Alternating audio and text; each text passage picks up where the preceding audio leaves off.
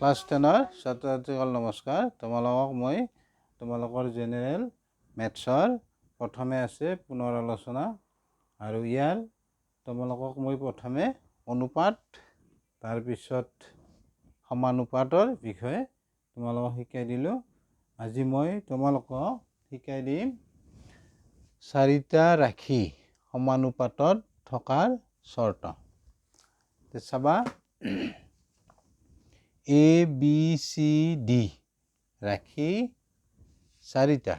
সমানুপাতত থাকিব যদিহে A:B সমান C:D আৰু তাৰপিছত A:B আমি এনেদৰে লিখিব পাৰোঁ A/B সমান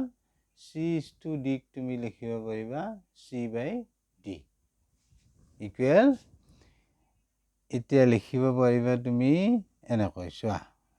এইটো এনেকৈ আমি পূৰণ কৰিব পাৰোঁ বজ্ৰ গুণন পদ্ধতি আৰু এনেকৈ A × D এইটো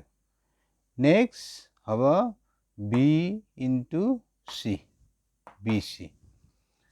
তেতিয়া চোৱা ৰাশি চাৰিটা আছিল ABCD এই প্ৰান্ত পদ দুটাৰ পূৰণফল চোৱা AD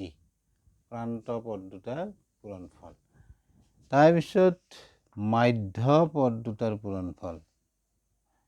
মাজত থকা পদ দুটাৰ পূৰণফল চোৱা BC তুমি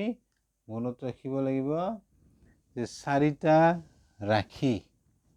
সমানুপাতত আছে নে নাই তুমি এই সূত্ৰটোৰ সহায়ত তুমি চাব পাৰিবা প্ৰান্ত পদ দুটাৰ পূৰণফল সমান মাধ্য পদ দুটাৰ পূৰণফল চাবা এটা মই উদাহৰণ দি বুজাই দিছোঁ 2 4 8 16 চাবা সমানুপাতত আছে নে নাই চাবা এই দুটা পদ প্ৰান্ত পদ তুমি 2 পূৰণ 16 2 এইটো তুমি 2 পূৰণ 16 কৰিলে পাবা 32 চোৱা 32 পালা প্ৰান্ত পদ দুটাৰ পূৰণফল তাৰপিছত মাধ্য পদ দুটাৰ পূৰণফল 4 × 8 32 পালোঁ সমান হ'ল প্ৰান্ত পদ দুটাৰ পূৰণফল সমান পালা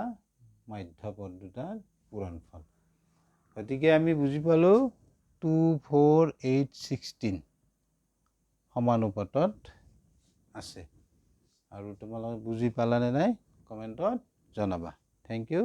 বাই বাই।